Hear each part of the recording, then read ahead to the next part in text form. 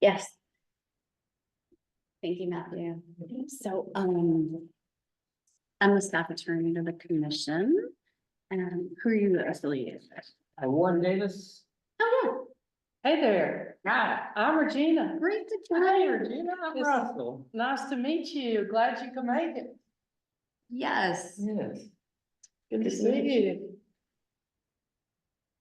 So, it's so great to have you. Yeah, he speaks of you highly that you like both technology and, So it's or you're good with both It's- technology and family law. it's really like my whole life's path's coming together. I started off majoring in computer science Mhm. and then switched from that to physics, computer science, to physics, to accounting, to law. So now I'm able to use programming, accounting for lawyers. It's Fantastic. like, it's great. Yeah.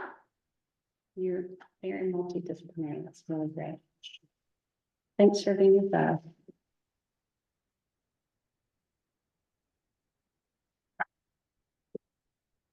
And Regina, I do apologize for not being there in person. I don't know if Noel told you, but I am house and chicken sitting for my elderly parents while they're away up in North Georgia right now. So that's why I'm not there in person. So apologize for that. Well, she didn't give those details, but you know, it's way cool that your chicken's sitting in that, so. I really wanted to say the term chicken sitting, but I restrained myself for it.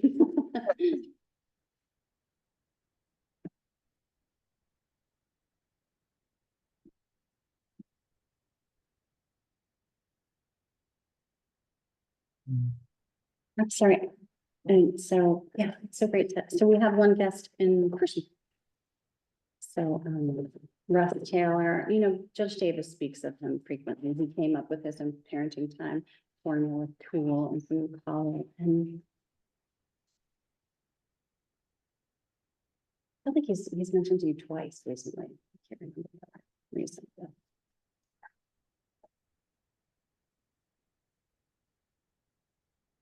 Yes, but to start off as one tool, and then I made it kind of more advanced. Cool. Yeah, with one just Excel and then one now a website. Yeah, so we, we have a commission member who also developed this, a similar tool in Excel, and we ended up tweaking that for various reasons. Have you looked at that one? That's, oh, so there's one been up for a few weeks now on the commission's website. Oh, okay. And we just e-blasted the family law section about it.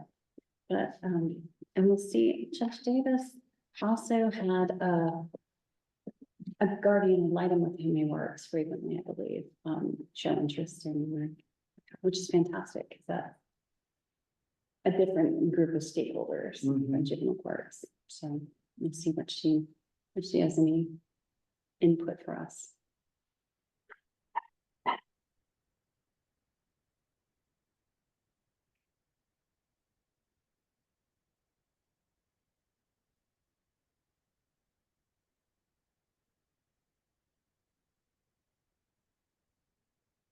There a cup full of pens somewhere. I'll watch the time marker in my bag there.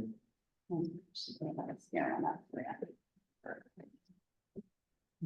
don't know, I recently cleaned out my purse and I had like 20 pens. And I removed a bunch, but Thank you so much. Then I get dizzy from the smell of that. Must be a new one. Ooh. okay, this may be a record. We currently, I just marked this day, we currently have more folks in person than online at the moment. Oh, Oh, no, okay. wait, hold on, we just tied. We just went to 3 and 3. Bree's actually from my office. Oh, okay.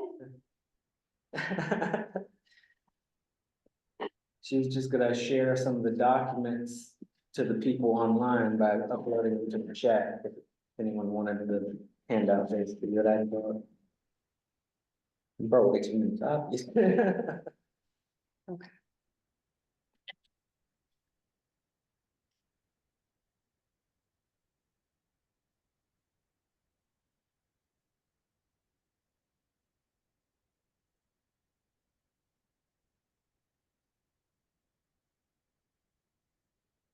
And Jessica did say that Katie Connell did plan to be here. Mhm.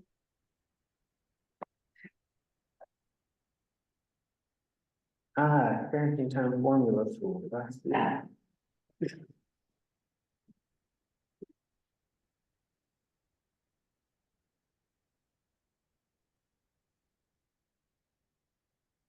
And she's- and it's now somehow also showing you.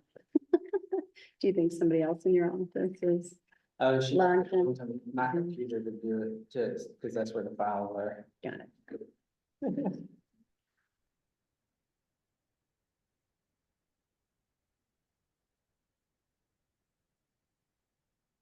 Yes, this is perfect. Got 4 inputs and 1 output, yeah. Mhm. We also had to program it to not let folks put in days that exceeded 365. Mhm. That's very mission critical. Correct.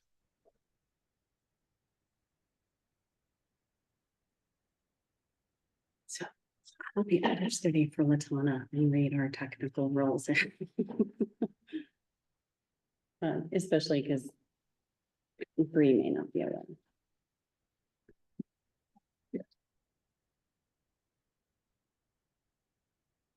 Did he want me to move down one too, or was I okay? It follows you wherever you go, so. Yeah, it's picking up you beautifully, Mr. Taylor. It's interesting, it's splitting one This big. time, yeah.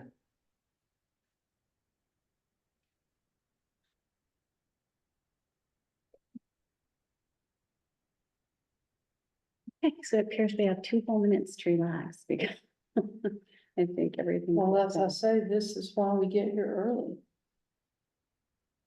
They had us in a room that was not hybrid. Yeah, Kurt, I show up and she sends me down a room, I walk in there, it's just a table, I was like, huh, okay. So Well, got ourselves back in the president's boardroom. It's like a chateau in here. back in the Chateau Versailles, or yeah, as I call it. Okay. Oh, here comes You're Mr. straight Davis. there, okay. Yeah.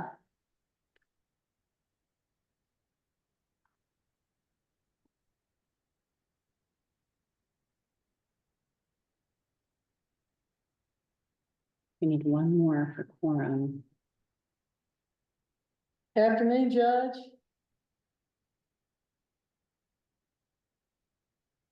And Holly Carter is joining us.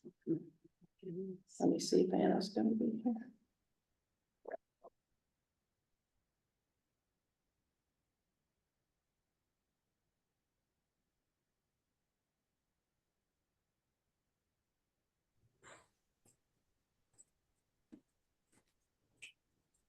I think he's joining us.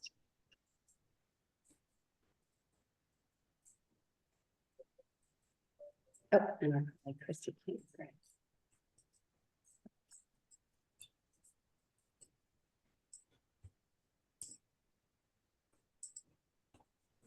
Oh, yeah, Jacqueline Fortier, so that's fantastic.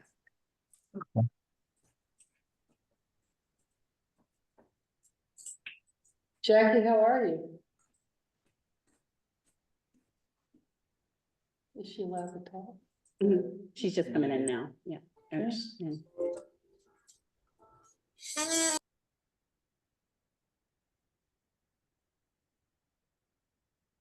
Jackie, can you hear us?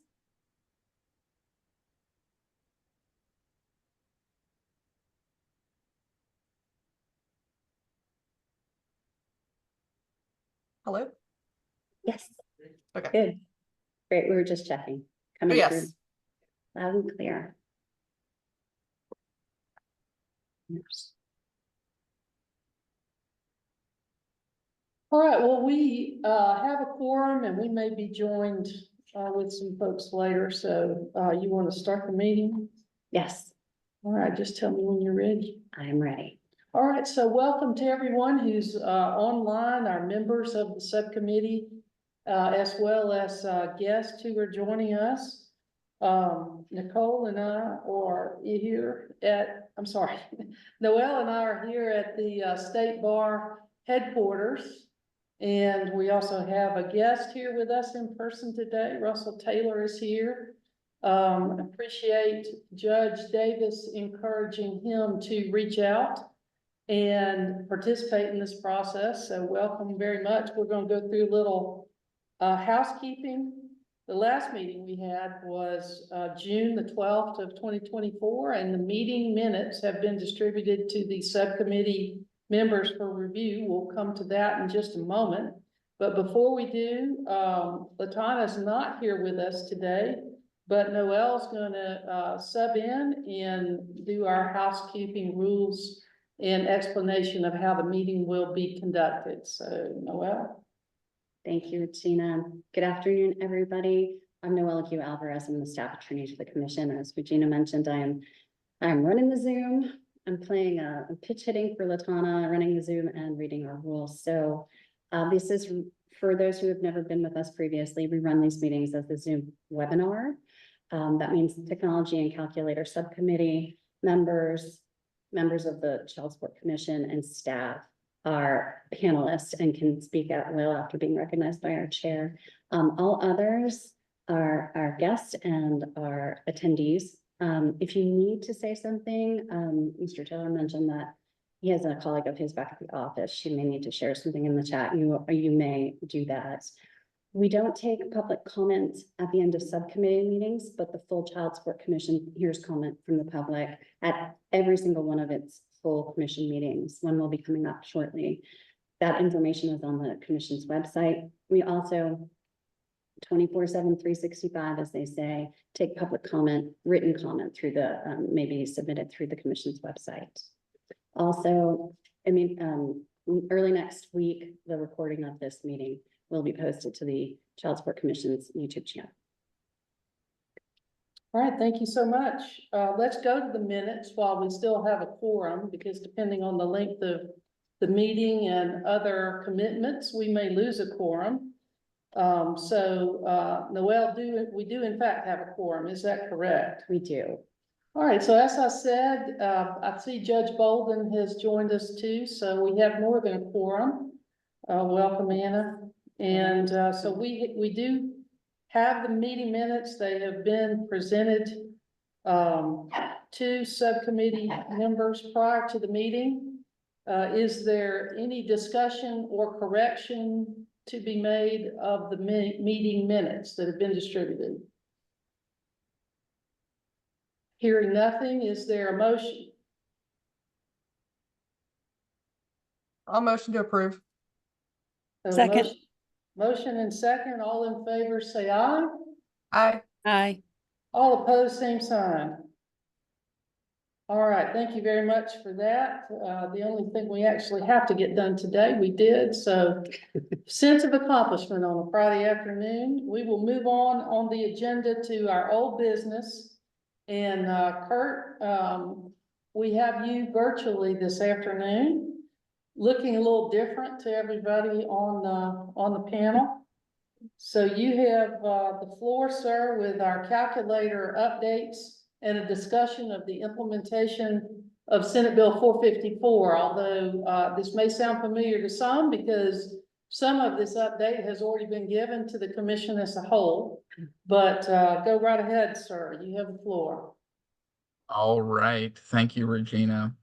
So pursuant to the provisions of Senate Bill 454, there were two scheduled changes to the child support calculator that deployed at midnight on July 1st of 2024. And these changes were updating the basic child support obligation table and implementing the addition of the VA benefits credit. Staff has updated training materials to address the July 1st changes for our regular monthly trainings, and we've provided special trainings for various stakeholders at their request, and this includes DCSS, the Georgia Office of Dispute Resolution, the Georgia Association of Black Women Attorneys Family Law Section, and Superior Court staff attorneys.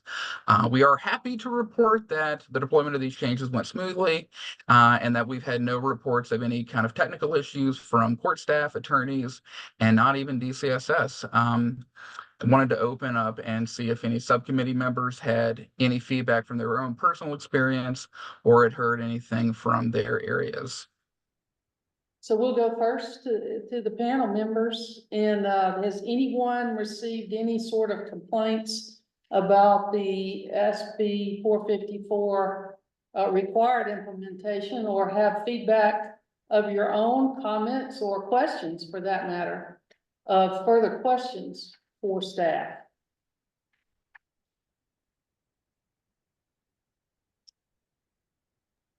So Anna? just a question. I've heard it discussed among some family lawyers and judges over here as to whether or not the new calculations contemplate any amount of parenting time for the non-custodial parent.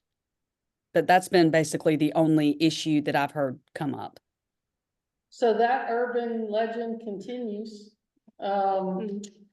So Noelle, I'll let you handle that if you want to address that again, and or Kurt, either of you can discuss that. There was no parenting time assumed in the previous basic child support obligation. Staff, I'll let you probably answered this previously. I'll let you give the standard answer instead of my interpretation. Sure. Yeah, we do call it folklore. Katie Connell would certainly agree. To Regina's point, there has never, since 2007, been any parenting time included in the BCSO amount. So to be clear, nothing, okay, not even one day, certainly nothing anybody would call standard, because there is no statewide standard. There may be county by county, perhaps circuit by circuit standard, but I don't even know what we would have put in as standard. So no, I just want to be very clear that the BCSO amount has never accounted for anything but the number of children and the gross income of the parties. The way that was to be addressed was through a deviation for all of these years, and now it's been decided that come 1/1/26, it'll be handled as an adjustment. So, yeah. So was there any other, did you have a question for me about that? No, just, in doing my research, let me recognize your address. No, you go right ahead and just identify yourself for the Yes, record. So. my name's Russell Taylor, and I took a CLE on parenting time, or on lots of deviations. And one of the things that Mr. Roger, I forget Roger Economics, I forget his last name, Mark Rogers, yeah. He was saying that the whole reason it was left to be discretionary is because the legislature couldn't agree on what the definition of a day was. And so they got stuck, and rather than deal with that, they just left it discretionary, but said that the basic child support obligation was based on an intact household. The idea of it, in an intact household, all expenses are in one house. There are no expenses for a non-custodial parent. And so, yeah, it's wonderful. I think that the legislature came up with the definition for overnights plus the recurring daytime periods. And I think it will allow for a much more equal system of justice throughout the state, because, like you said, different jurisdictions have different standard parenting times. And the only reference I found to it in doing legal research was a reference to a footnote in a Gwinnett County form. So yeah, it's just kind of like you said, a myth of the standard parenting time. So we're fortunate to have the chair of the statute review subcommittee, Katie Cannell, on the call with us today. She'll be on the agenda for later to speak on a topic. But I would commend, Katie, I thought that it was an excellent video that you and Judge Williford did on this. And what I would say to anybody that's getting questions along the lines of what you just outlined, Anna, refer them right away, I think, to that video, because there is a summary brief though it is, of the history of how we got to, the parenting time adjustment and revisiting the, long-held but never seen Schedule C. And the number of years it took to, revive and resuscitate Schedule C. So any other questions for staff about the implementation of 454? And we'll come back to the parenting time formula later in the agenda, but, any further questions about 454 or comments? All right, you did a great job, Kurt. Calculator enhancements. Do you have an update for us there with regard to, further enhancements that this subcommittee had previously voted on? Yes, the commission did approve those enhancements that the subcommittee voted on. And those changes to Schedule B to add clarity and improve instructions when a user adds a pre-existing order to their worksheet. They've been successfully implemented as well into the calculator. And additionally, the juvenile court case styling is also now active and implemented and functioning as intended. Great. Any questions about that, comments? Anybody heard anything about the clarity and those improved instructions from anybody out in the world? All right, well, good. Let's move on to new business then. I think that's all of our old business recap. Kurt, it's you again. Tell us about where we are on the calculator modernization project. Well, our IT department, as well as commission staff and the vendor, continue to move forward towards a deployment date of late 2024. The AOC IT department has been doing testing, been testing the modules from the vendor, and has shared them with us. Currently, as it stands right now, they are a little bit behind in what they probably believed they would be at this point. Currently, it's mainly our IT department working with the vendor to further mold the current modernized calculator. But it is going as planned. I'm working with IT as well, and we're just making sure that all of the kind of bugs are out of it and it is working as intended. And once this is complete, we will be sharing it with several stakeholders, and of course, including the technology and calculator subcommittee to do some testing as well before this thing actually goes live later in the year. So So that's Kurt, kind of where we're at. I guess we're getting very close to the end of the year. What is the push timeline, or what is the new timeline that they believe it will be complete? They should be done with kind of their end of testing later this month, and then throughout the month of November, staff will be testing it. That'll probably be, I would estimate, probably 2 weeks, and then we'll have later part of November, mid to late November, we anticipate sending it out to the subcommittee and other stakeholders to do testing at that time in late November. So this So we'll be looking. this subcommittee can expect to take a look at the look of it as well as the function of it in December.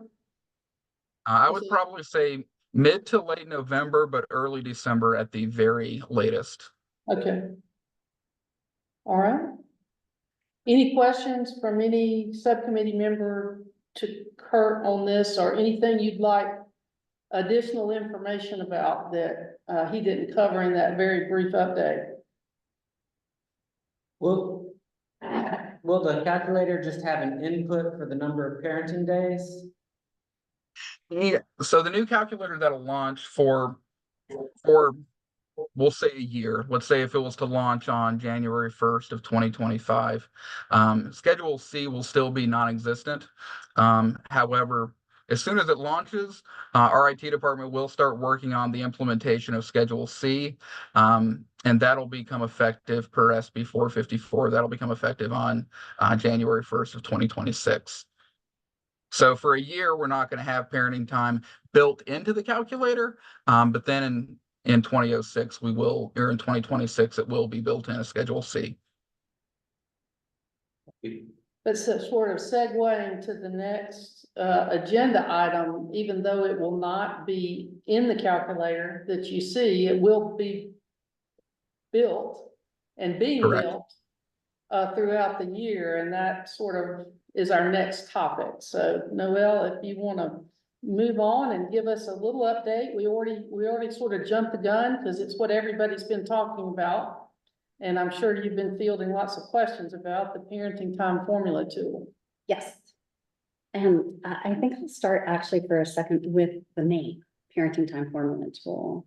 It was important from my perspective to be really clear on what this is. I didn't want to call it a calculator because there is one calculator in Georgia. I've been screaming from the rooftops for years now that we no longer have an Excel calculator, but we were jumping back to Excel briefly for this tool because it was the only thing we could do while the calculator itself is being rebuilt. So we decided to call it a tool, and we're calling it the Parenting Time Formula Tool because in the future, we anticipate having a parenting time calendar tool. And that is going to help folks count up, if you will, the number of overnights, which translates in the code language as days of parenting time.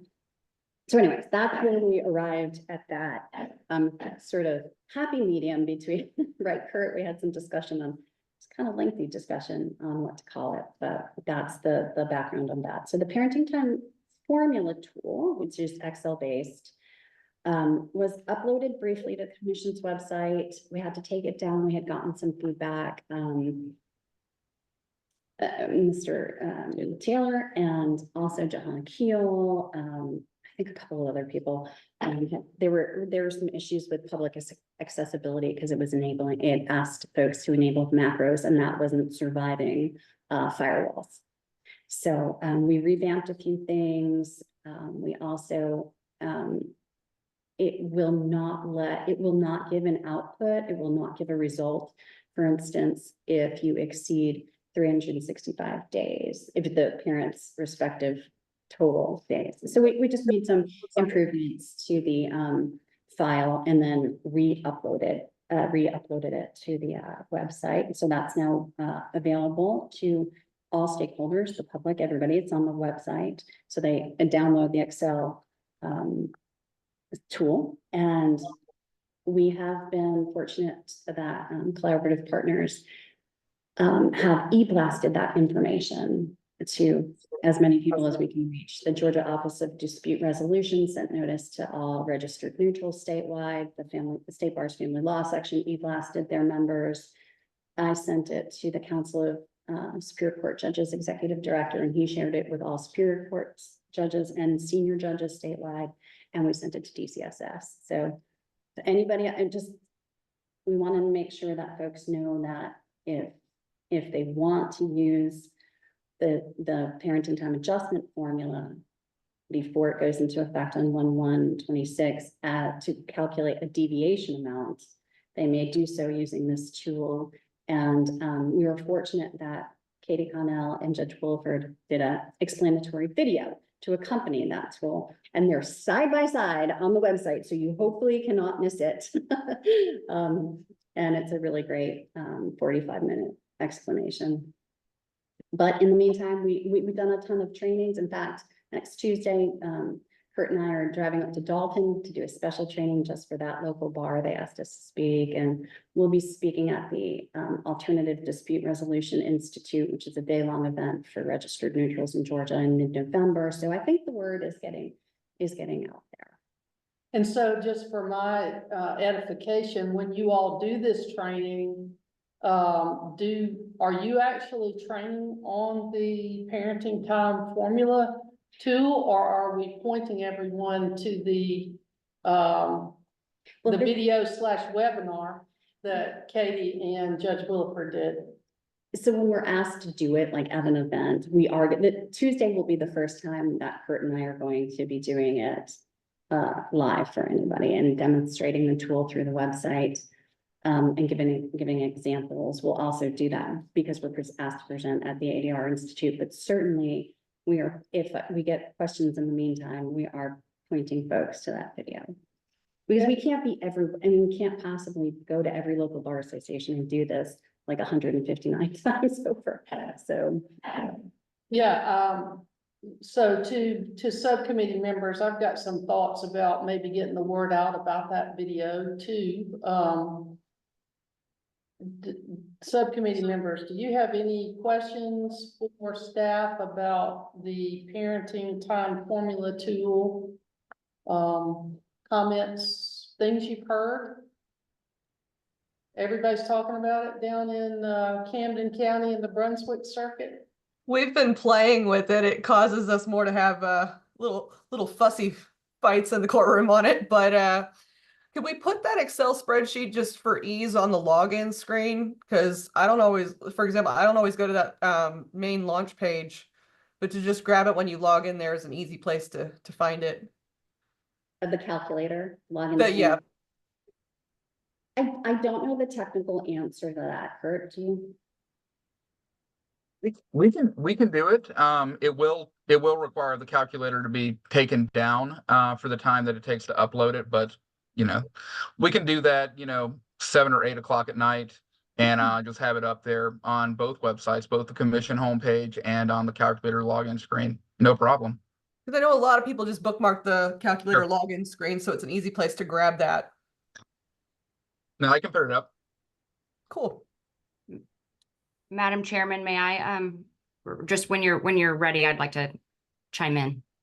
Listen, you can chime in, you've earned the right to chime in with the number of years that you've been working on parenting time. You can chime in anytime you'd like. Well, thank you. That feels like a bit of a dubious honor, but hard earned, I'll give you that. So the thing I'm hearing the most is, hey, Katie, I hear what you're saying about this. But I feel like I'm getting mixed messages. And I feel like I'm being told that, mixed messages on whether it's encouraged to use it or not. And so I would like to say that I came away from the last Child Support Commission meeting, the full commission, with very much a feeling that the commission wants to encourage its use. Now, very clearly, we have to stay in between the lines and acknowledge that to not use it is not reversible error on the part of our judges who are writing child support orders until January 1st of 2026. But I think that we could be more clear as the Child Support Commission could be more clear and more affirmative that we are encouraging, though not requiring, use. Because I'm getting a lot of questions about that, and I'm getting, frankly, and, I get it. I'm a lawyer too, and I know what it is to live in the gray, and I make a living because people can't get along and decide how to do things. And I don't know what I would do with myself if they could get along and solve all their problems, and, we didn't have to, if they didn't need lawyers and judges. But, I think we could take a more affirmative stance that we encourage its use. And I think bench and bar need to hear a little bit more of an affirmative encouragement. Obviously, never with an implication that it's required, but I think when we consider that the reason that there's such a long on-ramp to actually making it effective is because of technology. And then when you couple that with the reasons that it that we did the parenting time this way in the first place, those being that, that we were ignoring the economic principles on which we based our entire calculator, which did not include the economic realities for the non-custodial parent. And it was to their detriment and, through that to the detriment of the children. Also, I think that, just as a public policy thing, I don't think we want to write final orders that sort of encourage a modification come January 1st of 2026.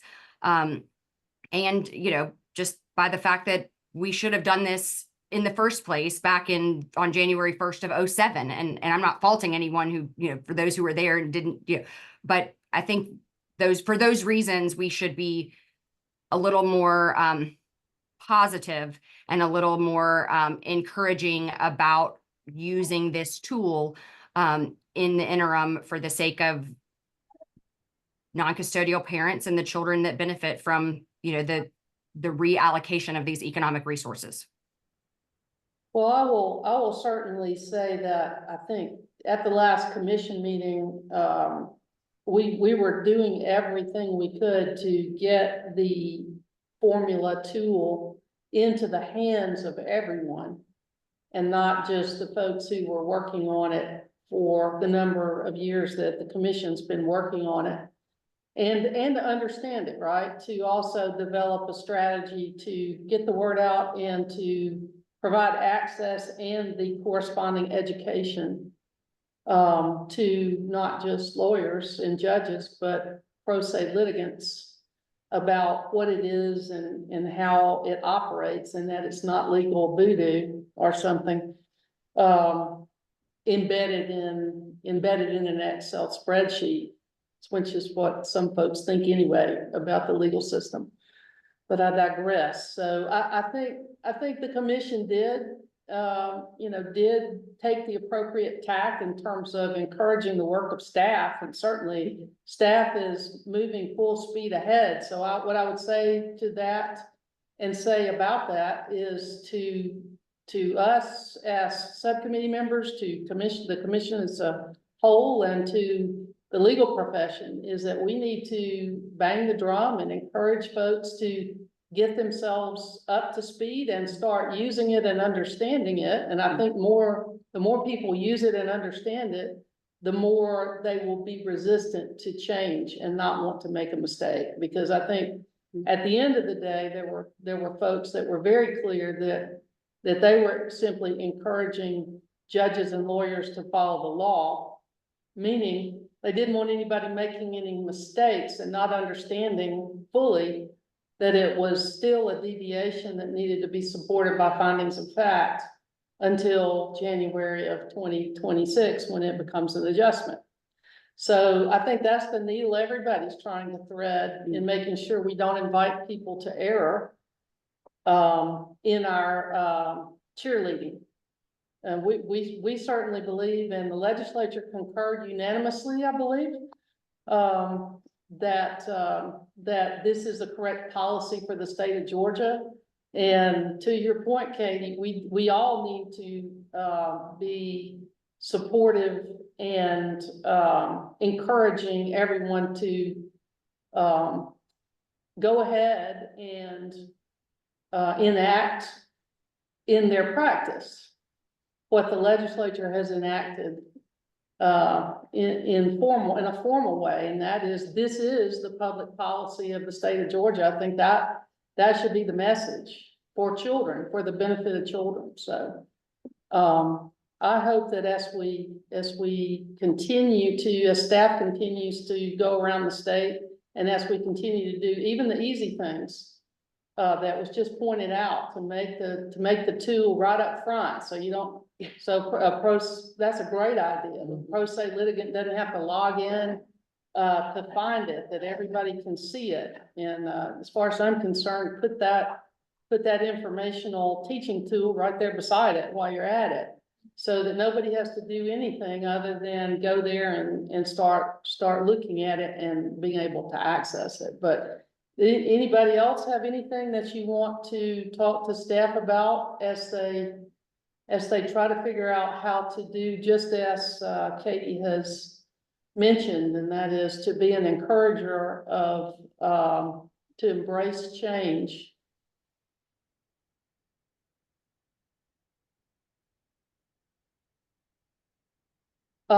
Did the web, when the announcement went out from the state bar, was there a link to the video? I can't remember. Was there a link to the video in that announcement, or did that go out separately? There was a link to the commission homepage, which has the tool and the video right up top, or Yeah. as close to the top as we could get. I think we can't remind people too often about this. So what I would say is that if all these organizations will allow it, that we should probably send another reminder. I know I'm still a member of the Athens Family Law section, and the chair sent out a reminder. It was good to have another one. And then I clicked and somehow found the video and watched it, and that was good. So I think it couldn't hurt to ask these organizations to send it out again in December and maybe provide a direct link to where they'll see the video and sort of highlight that there's training, right? And so, is there any other organization that staff didn't mention that anybody can think? I'm sure they'll accept that as constructive criticism / commentary / suggestions. Yes, If I there are will, any yeah. other organizations that nobody has thought of. Russell? Well, I was thinking that formula page, I think, is gonna be the most powerful place to put anything, because that's gonna be an exhibit to every single worksheet that it has the tool, that uses the tool. And so if you wanted a judge to see anything, you have it on that page, I would think. Okay, I'm not following the form. Do you mean the homepage of the child support calculator? No, the formula tool. Once it has, you do your 4 inputs, you get your 1 output. Yeah. Lawyers are going to print that as an exhibit to do on their child support worksheets. And so judges are going to see that exhibit.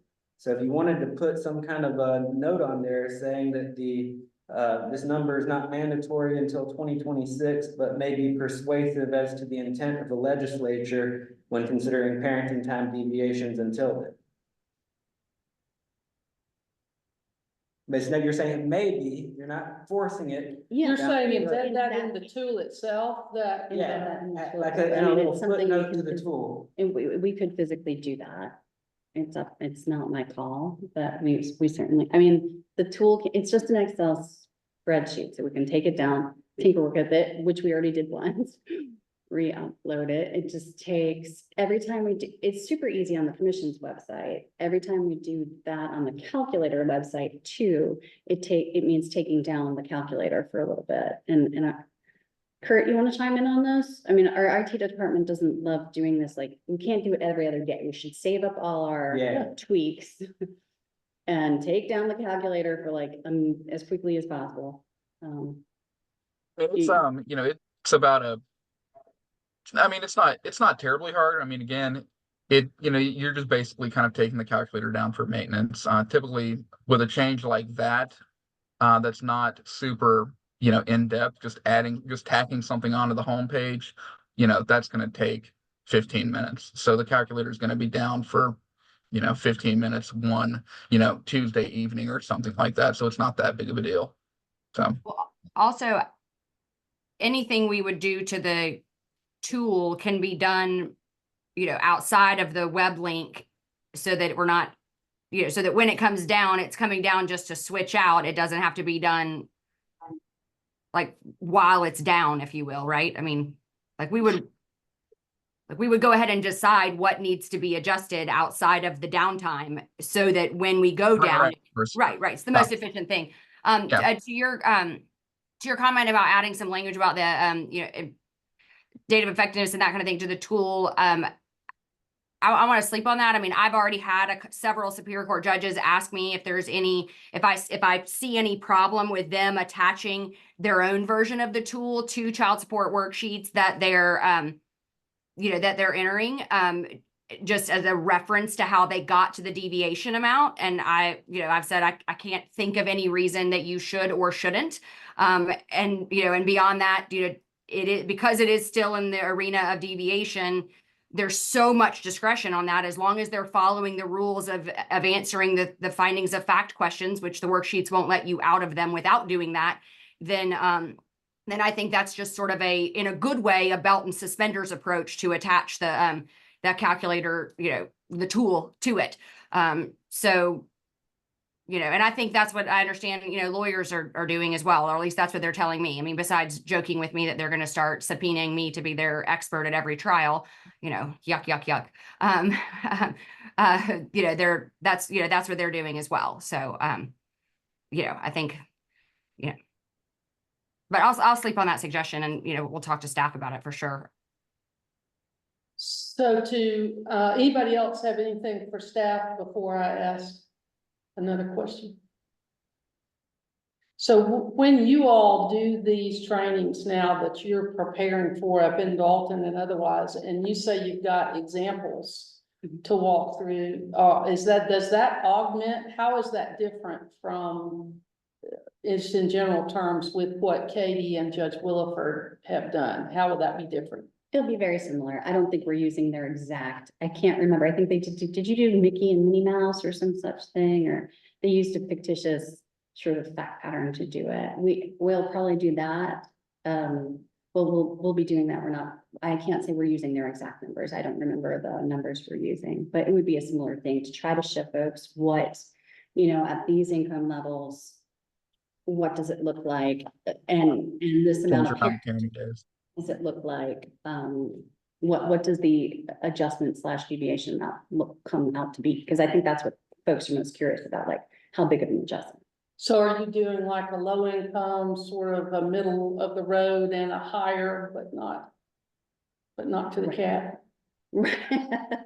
Is that what you're doing? Exactly. Like maybe three examples? Yeah, exactly.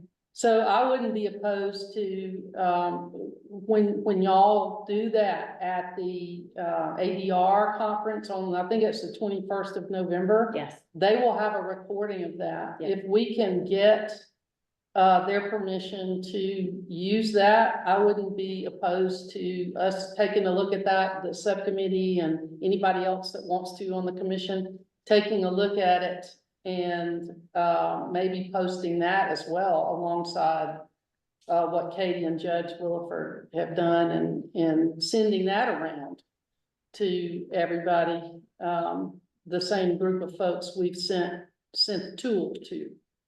I think the more things we do along that line, the better off we will all be to getting to where Katie would like to be, which is she would like for everybody just to go ahead and use the tool because it's coming, Yeah, we'd be happy to do that. We have a very, very good working relationship with GODR. So we can ask them to your directive, I should say earlier, to do another wave.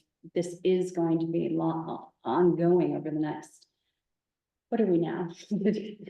15 months out or something, 126, but I definitely would wear out my welcome with these requests for EBOS, but I think toward the end of the year, doing another round and also maybe highlighting, we can do some, Kurt and our colleague Latan and I do regular monthly, good old garden variety calculator training via Zoom, but we could do some special ones dedicated just to parenting time. It also might behoove us to submit what y'all do. Is it gonna be like an hour or something that you're doing to the state bar for credit, for them to authorize CLE credit and offer it, or sort of offer it separately as a CLE credit?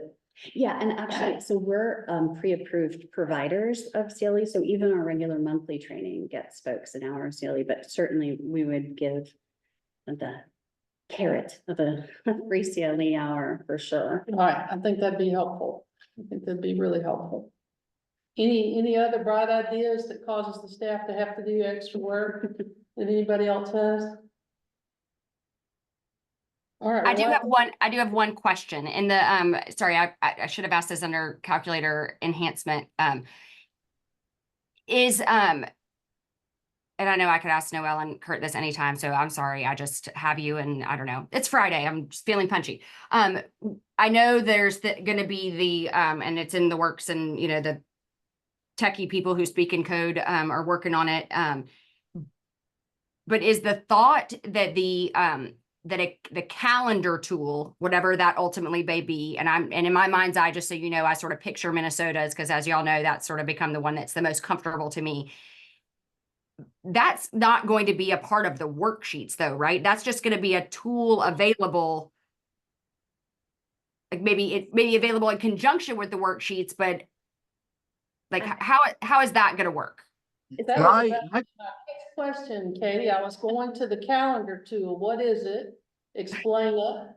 What's it gonna be? Where's it gonna live? What's it gonna look like? So I mean, And, we haven't fully fleshed it out as between, I have my own idea. I think it should resemble the, what we call the self-employment now, we need to rename this, but the self-employment calculator, which is embedded within the bigger calculator. Yep, I'm with you. Yeah, the tool, the self-employment tool. Right. And then, On the list of tweaks. exactly, no, but yeah, it's on the list. And then we will have embedded in Schedule C, the parenting time calendar tool for what y'all were even just saying, easy access to that tool while you're already in the greater calculator. Kurt, is that where your head was at on this? That's where I am. I mean, my vision of it is kind of a couple things. First of all, for Schedule C, I want to make it to where, you know, the calculator is gonna be bringing over the parent's pro rata share of the BCSO to where the only thing that a user has to enter into Schedule C will be the non-custodial parents' parenting days. That's it. Like, it'll be one field that they have to enter. My vision of it is kind of, you know, you click a link and it opens and it brings up a new window that allows you, much like Minnesota's, to select the number of parenting days. And once you select it, you hit OK, and then boom, it auto populates it into that blank field. Or if a person doesn't want to use that tool and they already know from, you know, their decree or whatever it may be, or they've already counted the days themselves, and they say, OK, well, I've got, you know, 120 parenting days. I want to allow them to be able to just enter 120. Yes. I want them to be able to do both. Right. Okay, good. I want that as well. Judge Davis. I You're think you muted. are muted. Yes. Warren Davis from Gwinnett. One of the reasons why I invited Russell Taylor to join and participate is he has a hobby of creating Excel calculators. And he just does that in his free time.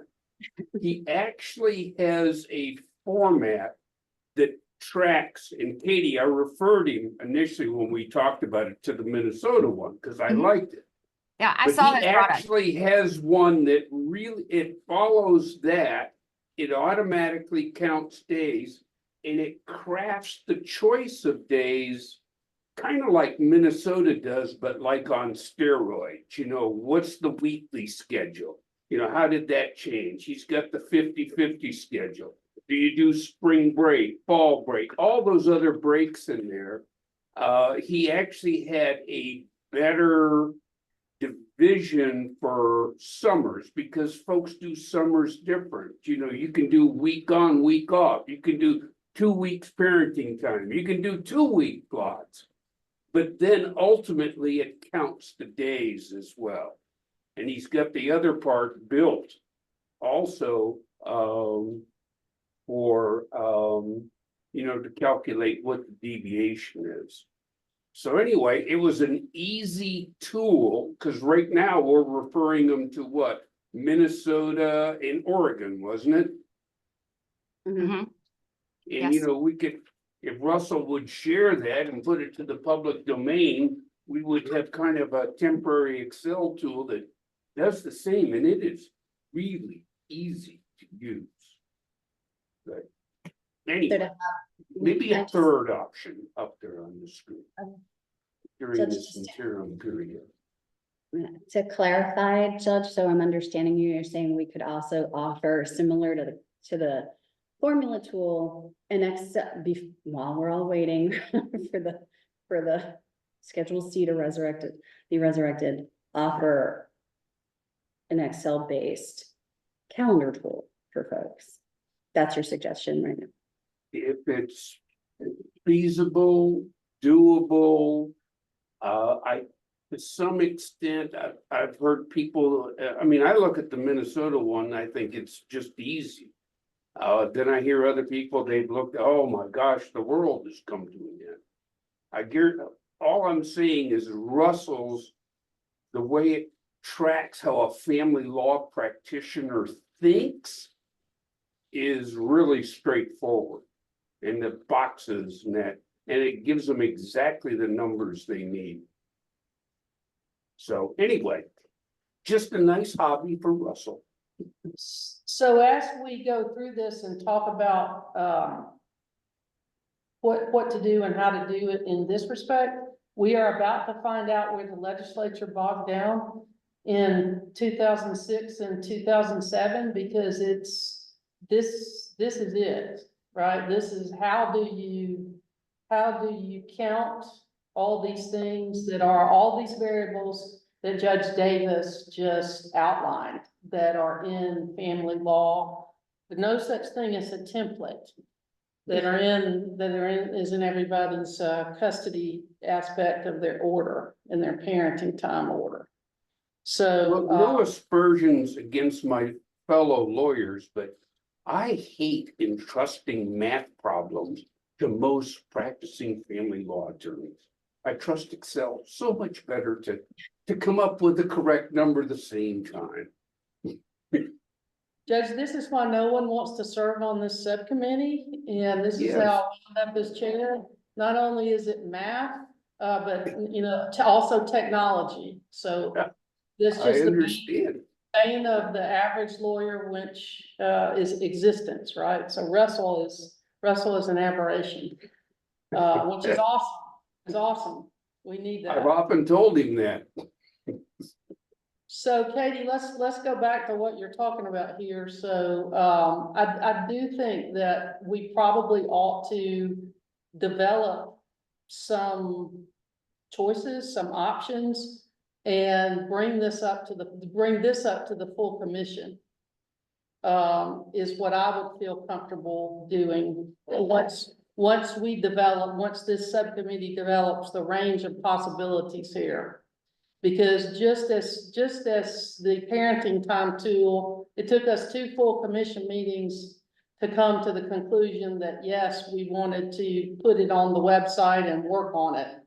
I do think we need to at least have this discussion, this same discussion about the calendar tool that we had about the parenting time formula tool. But we can certainly give them some options and lift this up as well. I've seen but not studied, because it's math and technology, Russell's parenting time calculator here, adjustment calculator, which he'll call a tool in the next version. I'll call it the parenting time generator tool or calendar tool. So what we'll do is staff will help us accumulate the Minnesota, the Oregon, and the do you want to name it?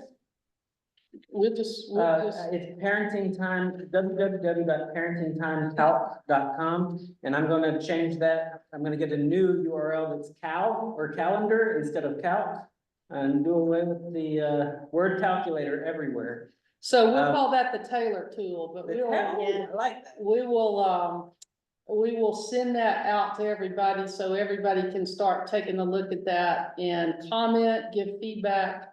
Try to use all 3 of those, and then we will make sure that gets on the agenda at the next commission meeting, which is it set yet for November?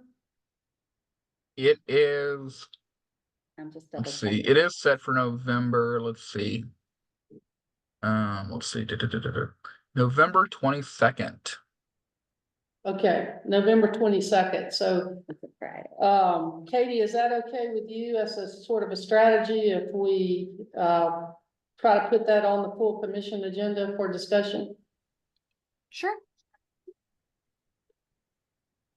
Anything anybody else wants to say about that? I have not, I don't feel like I'm qualified to start talking about the merits of one versus the other, which is why I asked for some more information from staff there about the calendar tool.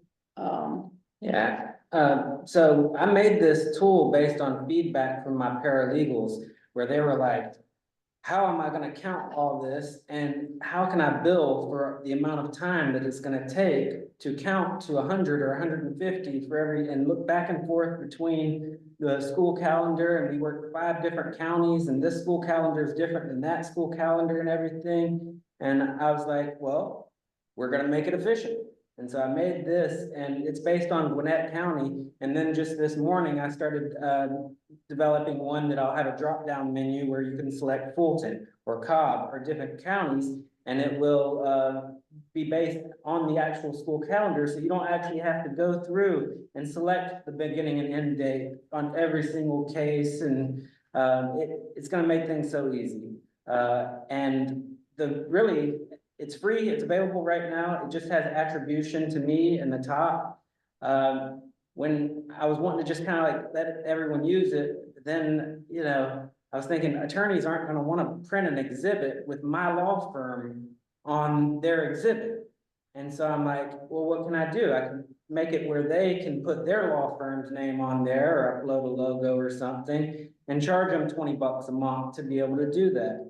And so I was thinking, if y'all are willing to distribute this to, you know, the attorneys in Georgia, like we could even do a partnership where part of the proceeds from the attorneys who want to brand it with their branding and everything, part of that proceeds could come back to the state bar or to an indigent defense fund or to some good cause of some sort, so that rather than, because before I developed this myself, I went and talked to Naked Software, and that's the name of the company, and these other different software companies, and they were saying it's going to be $200,000 to develop this, and I'm like, well, I'm going to do it because I can't afford $200,000. And rather than it being an expense on the taxpayers for additional software development, you could use mine. I could give you a cut of the income, and it's an income instead of an expense. Well, I don't think the commission has ever done anything of that nature, so, but we will certainly take a look at the tool, for sure. And It how has to be free access for what we've got. I mean, there may be some other options, but no, just gotta be up there that, because, you know, I mean, unfortunately, this day and time, I don't know how the other judges are doing, but 60 to 65% of my family law cases are self-represented. I mean, Right. and they've got to have equal access, so.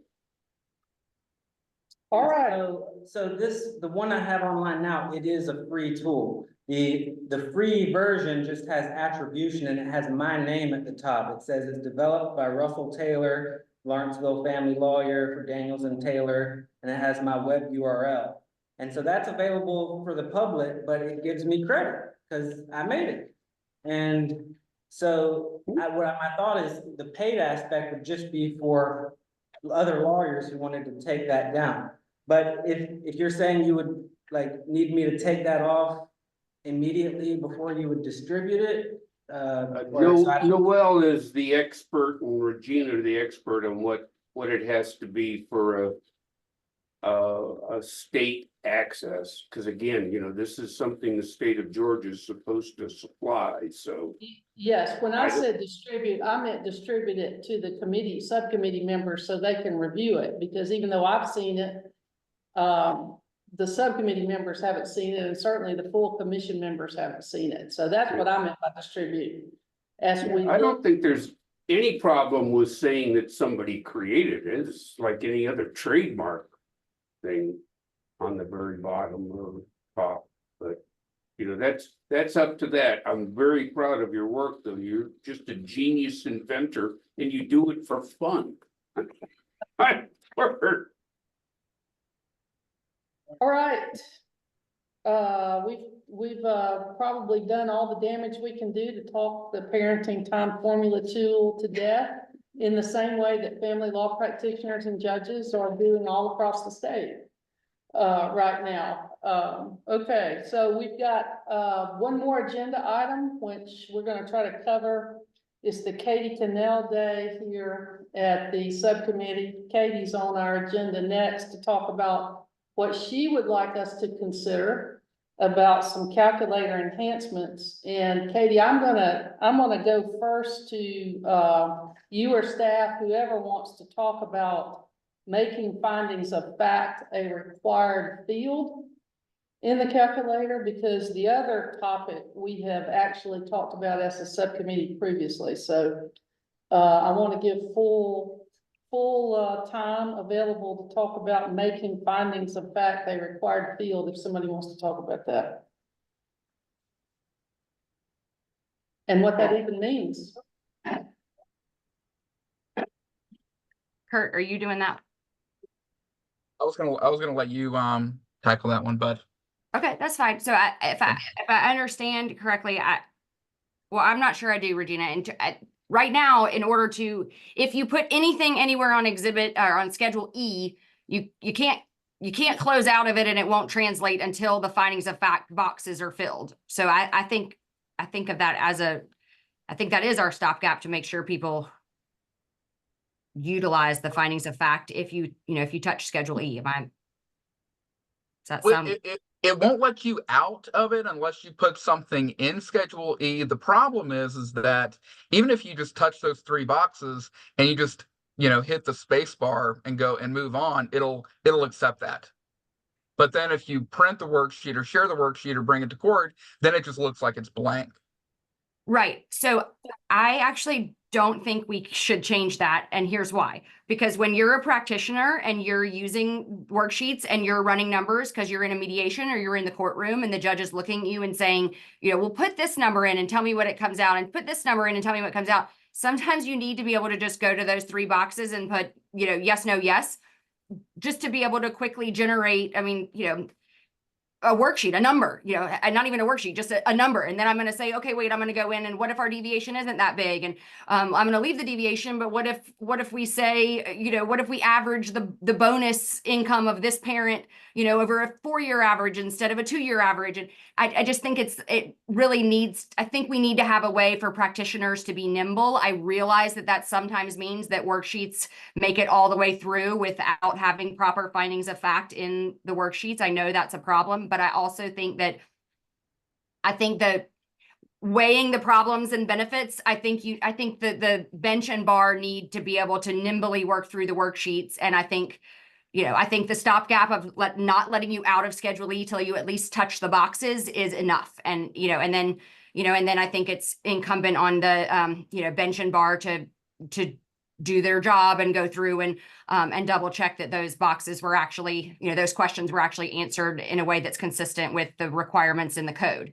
But I think to take it out, you'd really, well, I'll just say the family law bar will be really mad at you, because we run often. When I sit down to do child support, I run 4 or 5 different scenarios with the same parties, and I need to be able to do that quickly. So just out of curiosity, these agenda items, staff brings them to me and I say yes or no on agenda items, but where did this agenda item come from? Was this staff, meaning the calculator staff, that sort of brought it up as part of the improvement discussion to say, hey, this is something you could do? Or has somebody actually else raised this? Where did this come from? Katie, I believe I got this from you after one of the commission meetings. You were talking about just potential enhancements. The other one was regarding the, let me find it. Yeah, I don't think this one was me, or at least I don't remember it. Not to say we didn't discuss it, but I don't remember raising this, because I think my mindset on this has been the same. The one I brought to your attention at the end of a commission meeting was that I think that the boxes on the front page of the worksheet for percentage of uninsured medical expenses should default to the pro rata shares, which is what the code says, unless the judge goes in and affirmatively changes those percentages to something different. But since the statute says that, that you start with the presumption that the uninsured medical expenses are divided pro rata, because right now, if you don't go in and put in a number, pro rata or otherwise, it'll print blank. It'll go through blank. And then, and selfishly, what, you know, I have a case right now where the father, I represent mother, but the father has taken the position that he does not have an obligation to pay uninsured medical expenses because those two boxes are blank. And even though I've sent his lawyer the code and said, look, the default, it's a shall, it's not a may, it's a shall. You know, we've had to file a motion. It's a temporary, I mean, we're not done. So on a final basis, I'm going to clean it up. But it's just because the court ended up entering its own worksheets at the temporary hearing. And you know, and here's the funny thing, my client makes more. So 50-50, you know, if it had just automatically filled the pro rata shares, which is how the statute reads, it would have been to the dad's benefit in that case, because my client makes more than 50% of the combined income. But right now he's refusing to pay any. And I think if the box is just auto-generated consistent with the pro rata shares, but with the option for the judge to make a change at their discretion, I think that's a change I would think we should do in the calculator. Let me, so this is the other item that we're sort of gonna talk about on the agenda. It may sound familiar to the subcommittee members because we already actually talked about it and walked through it. And Katie, you've made your case to some degree already, which I was gonna allow you to do, but the general consensus after our discussion was that it didn't need to auto-populate because it's not necessarily the pro rata share. You're not doing the worksheets first when it's not known. In other words, you're usually reaching the agreement and the worksheet needs to match the agreement. And the only time it winds up blank is really, honestly, if a judge has made an error and not made sure that the worksheets are complete before signing an order. So I know I'm probably paraphrasing and leaving out some of the very good points that Anna and Jackie, and I don't know if I can't remember if Judge Davis was in that meeting or not, that may have made it when we had that discussion. But that was sort of our thinking at the time, because this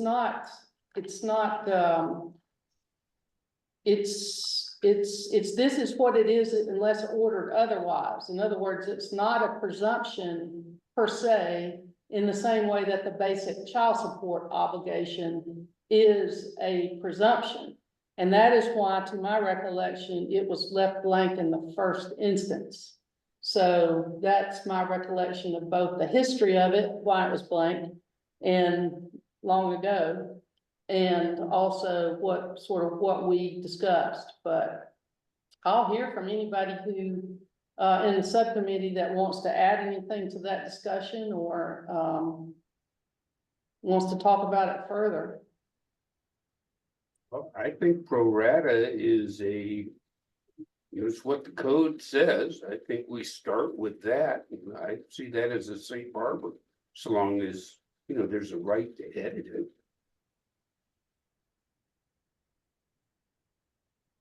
You got like a custom checkbox. Once you check the checkbox, then you can edit those input fields. But by default, it would just be the pro rata.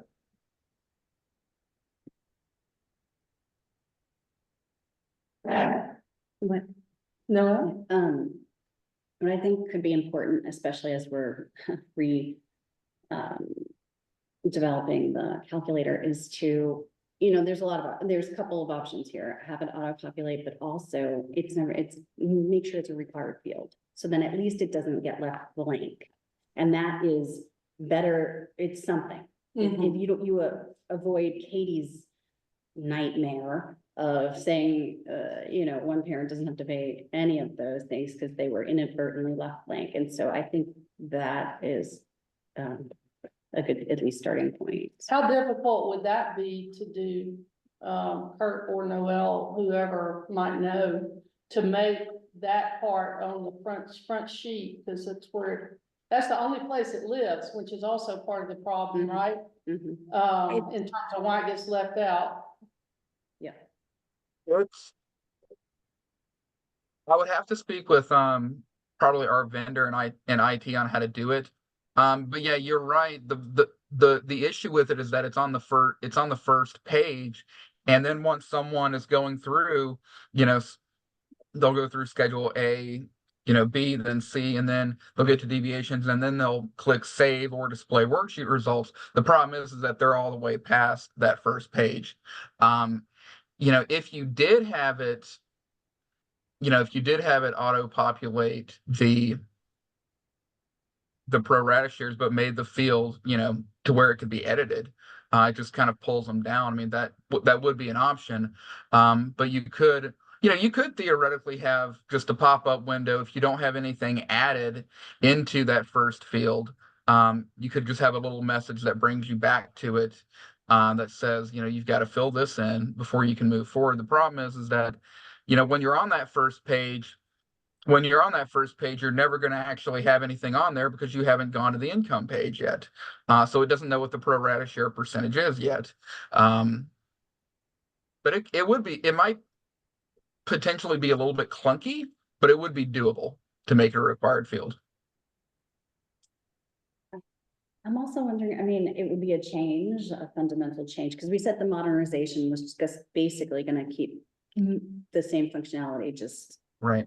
upgrade the infrastructure and make it look more modern and sleek. But Right. we could move that because it's related to healthcare. We could move it to Schedule D, just let it reside on Schedule D, where we deal with it's Friday afternoon, y'all. I'm having a hard time speaking. Where But you know deal what we with do. mandatory adjustments. Yes, thank you. And the work-related childcare and also the healthcare insurance, at least folks are thinking about it, and it might make more sense to stick it there because I don't know. It just, you already know the pro rata share by the time you're there on D. The only thing that wouldn't contemplate is if they didn't have insurance. And there was no covered by insurance. And they just jump it's over just to- uncovered everything's uncovered. Yeah, but right. So that's Um, rare. I mean, because even people without health insurance can usually get it through like the programs. It's not rare on the thousands of DCSS worksheets that are done. That's true. So, Kurt, you raising your hand? You could also theoretically, once you hit display worksheet result, it asks you to enter a worksheet description, and then it'll show you the result. But it could say enter a worksheet description and have an additional box that says, please enter the future uninsured medical expenses. And then it could have a note on there saying the current, pro rata share is, 56.8% for the father, and then 42.2% for the mother, or something like that. That's a possibility too. Jackie, Also- also trying to say something? Yeah, I was going to say something to that effect because oftentimes, when I like Katie, I'm doing multiple worksheets at a time. Having that required field is just going to kind of bog down my calculations and spitting out numbers. But I like the idea of having that go ahead and give me the pro rata if we would put it on Schedule D, because I'm going through and I'm entering all the numbers. So I don't necessarily know the pro rata yet because I just went from Schedule A to B to D, entering all this data. I might not have printed in and shown my worksheet yet to know the pro rata split. And have that data yet. If the statute didn't say that that they shall share them pro rata unless otherwise ordered, I wouldn't suggest that we have it autofill with the pro rata share. But since the statute says it the way it does, that's why I think starting there, is the right thing to do. The statute also says the final orders shall include a provision for the payment of future uninsured healthcare expenses. And it gets ignored. Those boxes get skipped. So this would be a big benefit to, and then it goes on to talk about, child support services cases, that they can't even pursue enforcement, unless it was, of those unpaid expenses, unless they've been reduced to a judgment. Now, a judgment in some certain, so they still have to take extra steps, but, that population is losing out too often without having, I think, and to me, I don't know, maybe I'm looking at this wrong, but I don't think this is a significant change. We're not changing the code. We're not changing the guidelines. We're just changing the tool that everybody uses to work the guidelines. And so let's make this piece of it consistent with what the statute already says in a way where we're going to see it more consistently. So, how would that work? Oh, Anna, did you want to say something before I go back and ask a question to Kurt? I do think that it would be helpful if you had to put some sort of number in there. And I think that just from the technology standpoint, it would probably be easier to have it auto-generate from the pro rata shares once you put income and all of those things in there. I agree with what someone said about keeping it on the first page and not putting it on D, because if there's Medicaid or something like that that's just in place at the time, people are going to miss it. And I also like Kurt's idea about the pop-up at the end, just to sort of prompt everyone to remember to look at it. But I think some number needs to go in there. And I think we've all had it. All the practicing family lawyers have had a case where we just missed it, and we don't need to do that. So yeah, I mean, if it can just auto populate without too much trouble and then prompt at the end, that would be what I think would be the best case scenario. I'm sure And- judges and staff attorneys spend a lot of time filling it in. I'm sure, and at least they do if they're doing it and not leaving it blank, because tons of them are submitted blank. I can speak from experience.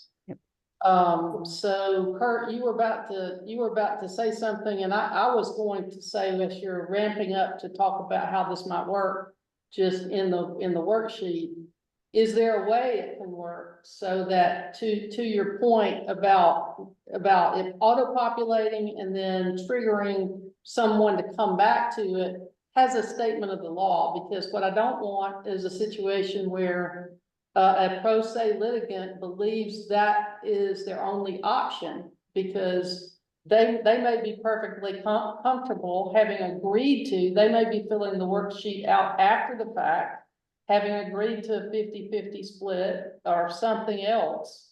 Is there some way that to explain the law as a pop-up explainer before it's finalized? You could maybe, I'm just thinking out loud here, but on the basic information worksheet, that's where we have it right now. That's where a user enters the uninsured healthcare expenses. You could theoretically have, once you're done with Schedule A, but then again, the pro rata share is changed after you go through deviations, though. Only after B, I think, right? Yeah, well, yeah. Judge Davis, you have something? We have two things. First of all, we've got that great question mark at the across from 17 on uninsured medical costs. They can click on that and get the explanation that this number can be changed. We just changed that language. The second fallback is really, judges, we're supposed to be doing a child support addendum. That when they do leave it blank, so long as we do the child support addendum, we're going to address and catch it anyway. The odds that everything is blank is pretty remote, but I guess it could happen. But I think you got your design for line 17 just needs a little tweaking of the language. I mean, we could certainly add, more language in there and put in that, this number will auto-populate the pro rata share, but the user may come back to it to change it once your income is entered. Could it be a drop down where you could do a drop down and it could say pro rata and then 50-50 or then custom, and then they could enter it in? So I don't think we should have anything other than pro rata or custom, because I don't think we should be unintentionally suggesting something that's not in the code. So I would say I would make it either, pro rata and custom. And if the custom turns out to be 50-50, then, so be it. I was just looking for, though, to Regina's point about being concerned about pro se litigants and making sure they understand the law. I don't ever use it, so pardon me, but isn't there like a worksheet that, or a page that pro se can go to fill in a little bit, that's a little bit more like sort of question driven, like, what's it called? We used to have at the beginning of the worksheets, instead of going straight to schedule, A, or there's like a questionnaire they can answer, right? Isn't there one that'll fill in the worksheet, but we can skip it? You know what I'm talking about? I'm making this up. It might have been a preview, currently not to my knowledge, no, Katie. It maybe when the first Excel version first came out, or. No, I'm thinking for sure of a web-based version. I'm just remembering the, well, anyway, I guess what I would say is, I hear Regina's concern, but I also think that, the presumptive amount of child support is just that. And then there are all these deviation options. The presumptive split of uninsured medical expenses is pro rata, but there's a deviation option. And so I don't think we should treat this any differently than we treat their access to Schedule E deviations.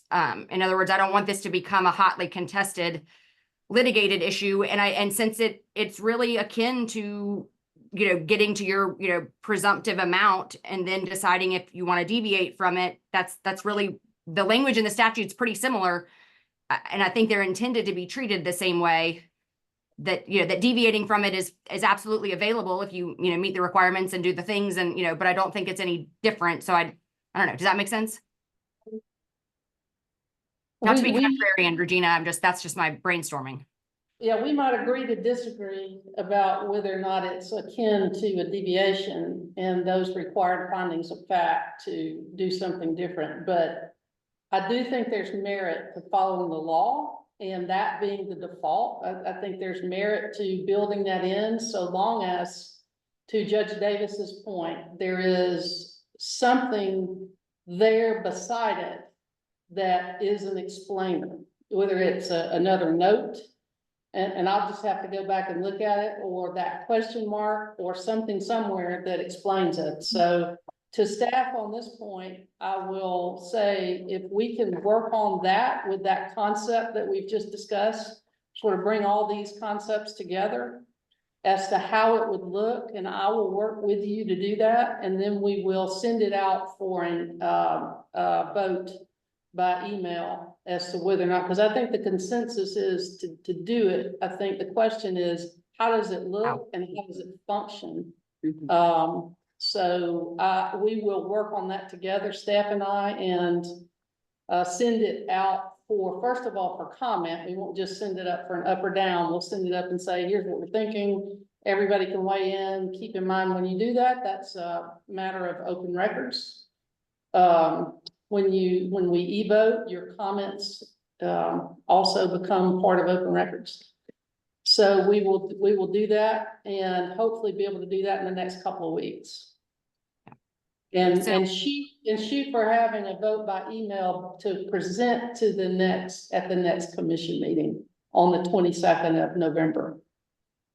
Okay. The current question mark doesn't reference the statutory language at all. It just says, enter the desired percentage for future uninsured health expenses to be paid by each parent. Example, co-pays, deductibles, blah, blah, blah. So it doesn't actually reference the statutory language currently. Yeah, we need to explain the statutory language there so that they know they can agree otherwise. Right. Yeah, I agree with you about that. All We'll right. just get together to back up our timeline, because we have those waiting period for the vote and everything. We need to give you 5 days and all that jazz, but we'll work it out. It's all good. We'll figure it out. We will do some work, and in this, we're not just tasking you all. I'm offering to help as we work through it. So, all right. I think that's it. Anything else for the good of the order? We did a lot today. That's what happens when Katie Cannell shows up. You just, I was just thinking, I think I ensured that I will not get invited to the next meeting with this one. Sorry, everybody, but happy Friday.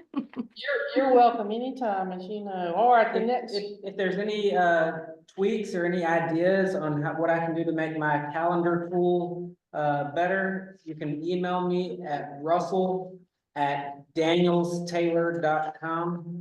And what used to take me a week to code takes about 30 minutes with the help of AI. So I'm able to push things out. I'll probably send you a prototype of what my idea was for the customized tool for the calculator. All right, well, I thank everybody for their time on a Friday afternoon. Staff will also get out these calculator tool options for everybody to take a deeper dive into. And I will, unless there's anything else, we will note that we have adjourned at 3:21 PM on this fine fall Friday afternoon. Hope everybody has a great weekend and go Dogs.